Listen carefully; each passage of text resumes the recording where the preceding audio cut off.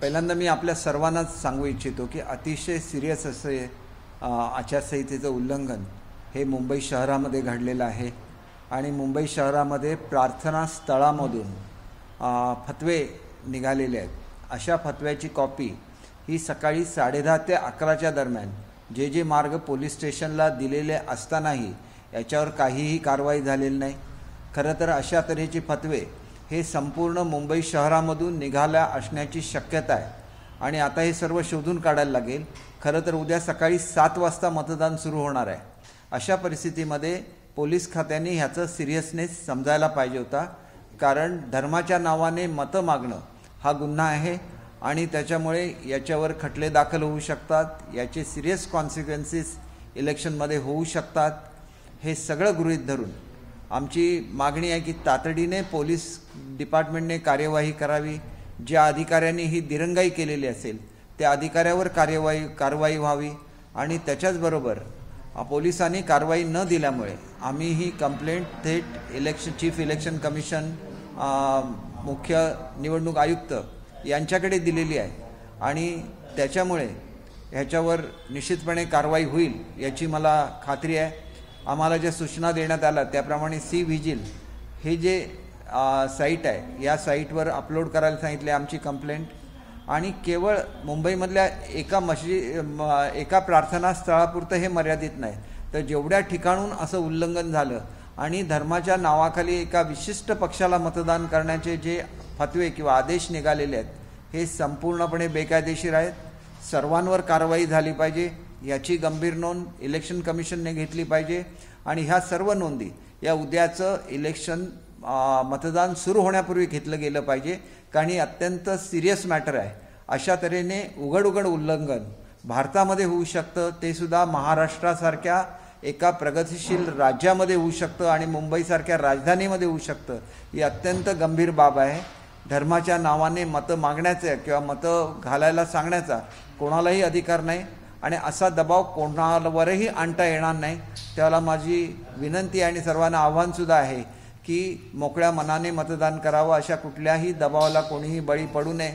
मात्र या प्रकरणामध्ये जी दिरंगाई झालेली आहे ही दिरंगाई अक्षम्य आहे, याचा परिणाम निवडणुकीवर होऊ शकतो आणि त्याच्यामुळे संबंधित ते जे पोलीस ठाणं आहे त्याच्या इन्चार्जने याची गंभीर दखल का घेतली नाही याची सुद्धा ताबडतोब चौकशी व्हावी असे सुद्धा विनंती मी पोलीस कमिशनर साहेबांना केलेली आहे आणि त्याच्यामुळे अत्यंत सिरियस असं मॅटर आहे आणि संपूर्ण भारतामध्ये कशा रीतीने इलेक्शनवर दबाव आणून फ्री अँड फेअर इलेक्शन होऊ नये याच्यासाठी जर काही हे कारस्थान असेल तर याचा उलगडा झालाच पाहिजे आणि अशा तऱ्हेचं कारस्थान जर संपूर्ण भारतवर्षामध्ये झालेलं असेल तर भारतीय लोकशाहीला काळीमा फासणारी ही घटना आहे आणि त्याच्यामुळे याच्यावर इलेक्शन कमिशनने तातडीने याची दखल घ्यावी। मुंबईच्या संदर्भात रात्रीच्या रात्री ह्या संपूर्ण प्रकरणाची चौकशी झाली पाहिजे आणि उद्या सकाळी 7च्या पूर्वी याच्यावर आवश्यक ती कारवाईसुद्धा झाली पाहिजे अशी आम्ही आमच्या पक्षाच्या वतीने विनंती करतो। आम्ही आरोना आमची कंप्लेंट दिलेली आहे, इलेक्शन कमिशनरना आम्ही कळवलेलं आहे आणि त्याच्यामुळे असे प्रकार घडणं हे महाराष्ट्राला शोभादायक नाही आणि ज्या पक्षांनी असे प्रकार घडवले असतील त्यांच्यावर सुद्धा कारवाई झाली पाहिजे अशी आमची ठाम मागणी आहे। मला आता त्याच्यामध्ये ज्या पक्षाचं नाव आहे त्या पक्षाचं नाव आपल्याला सर्वांनाच माहिती आहे, मी त्याचा उल्लेख का करू। कंप्लेंटमध्ये आणि त्या ह्याच्यामध्ये ह्या पक्षाचा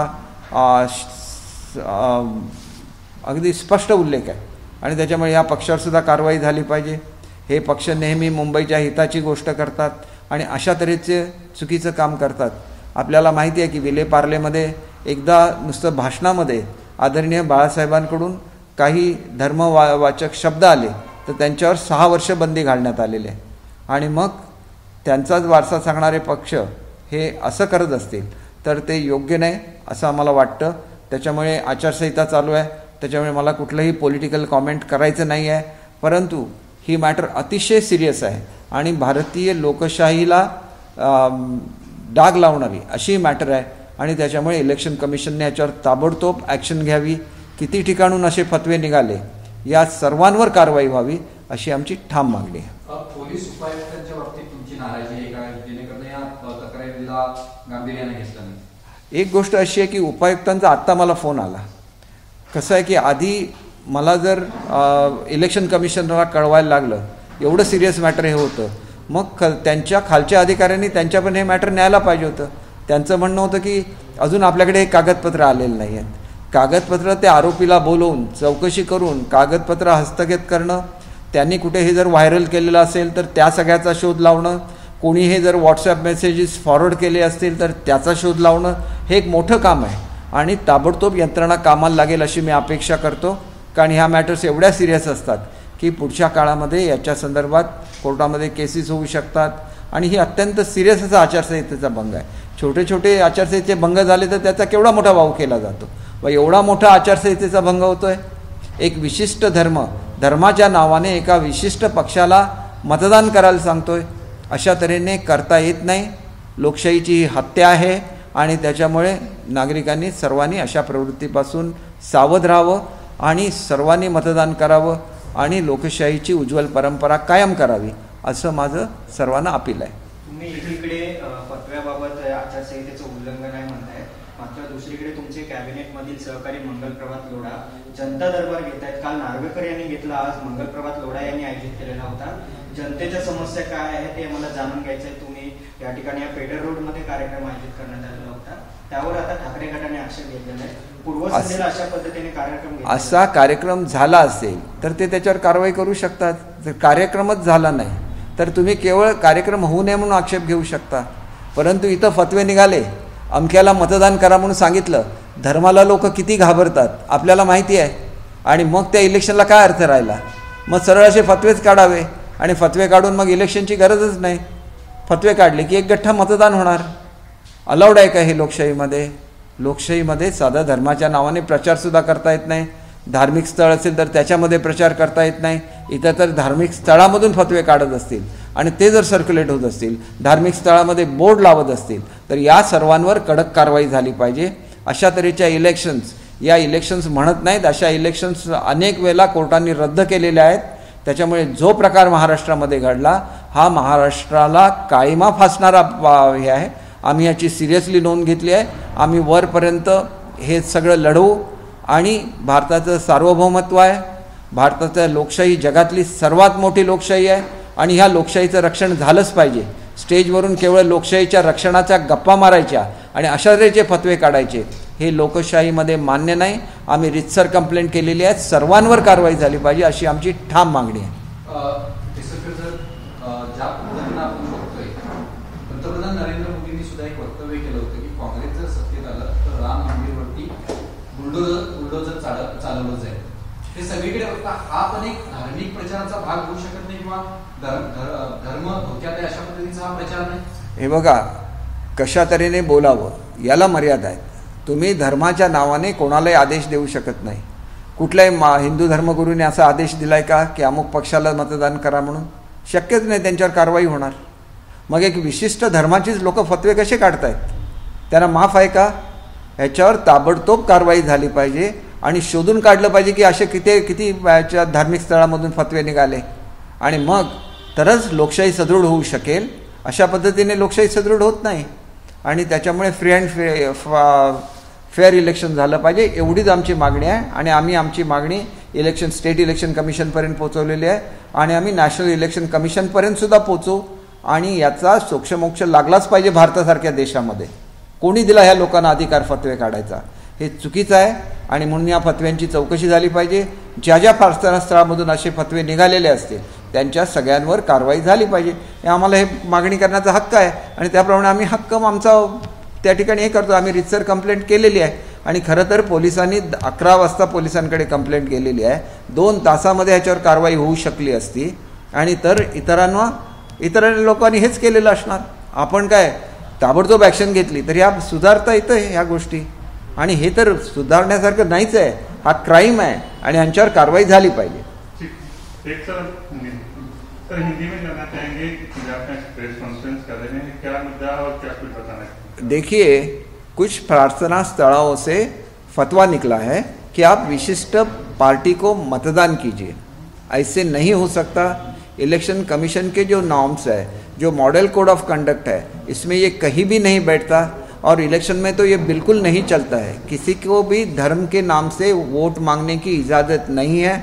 और आप अगर किसी प्रार्थना स्थल से ऐसे ऑर्डर्स निकालते हैं और लोगों को कंपेल करते हैं कि वो एक विशिष्ट पार्टी को मतदान करे, तो ये घटना के खिलाफ है, एक कॉन्स्टिट्यूशन के खिलाफ है और इस पर कार्रवाई जल्द से जल्द होनी चाहिए थी। सुबह 10:30-11 बजे जे मार्ग पुलिस स्टेशन पे सब डॉक्यूमेंट्स दिए गए थे। इसके बावजूद भी 12 घंटे तक कोई कार्रवाई पुलिस डिपार्टमेंट से नहीं हुई। इसलिए हमने चीफ इलेक्शन कमीशन जो हमारे हैं उनसे हमने कांटेक्ट किया, उनसे हमने जस्टिस की मांग की, तो उनके यहाँ से तो ऑर्डर्स निकल चुके हैं।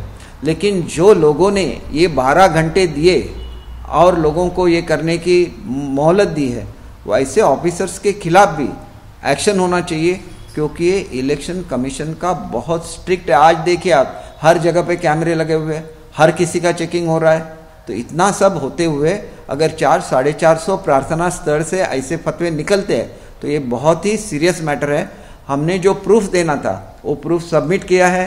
उन्होंने सब जगह पे चेक करना चाहिए और अगर ऐसे फतवे निकाले हैं तो उस पर एक्शन होना चाहिए। तो क्या लगता है, जिस तरह आपकी शिकायत के बावजूद उससे कार्रवाई नहीं हुई है, कहीं ना कहीं कुछ लापरवाही नहीं करा रही? देखिए, लापरवाही तो ये सबसे बड़ी डेमोक्रेसी है, इसमें ऐसा नहीं होना चाहिए। हालांकि जब आचार संहिता होती है तो सब कंट्रोल ये इलेक्शन मशीनरी के हाथ में रहता है, तो उनको पुलिस ने कोऑपरेट करना चाहिए। हमारी बहुत ही एफिशिएंट मुंबई पुलिस है, फिर 12 घंटे तक ये कार्रवाई क्यों नहीं हुई, इसके बारे में तहकीकात क्यों नहीं हुई? और अगर ये क्राइम है तो हर जगह पे ये क्राइम हो रहा है। महाराष्ट्र को एक सोशल रिफॉर्म्स के हिस्ट्री है, तो महाराष्ट्र में हो रहा है और महाराष्ट्र की राजधानी में हो रहा है, तो ये बहुत बुरी चीज़ है। इसके बारे में हम लोग जस्टिस मांगेंगे इलेक्शन कमीशन से, गवर्नमेंट ऑफ इंडिया से, इलेक्शन कमीशन से हम लोग जस्टिस मांगेंगे और इसको इस तरह से जाने नहीं देंगे। ये राष्ट्र का अपमान है और राष्ट्र का अपमान नहीं होना चाहिए। आप इस तरह से इलेक्शन में इंटरफेयर नहीं कर सकते, यही हमारा कहना है।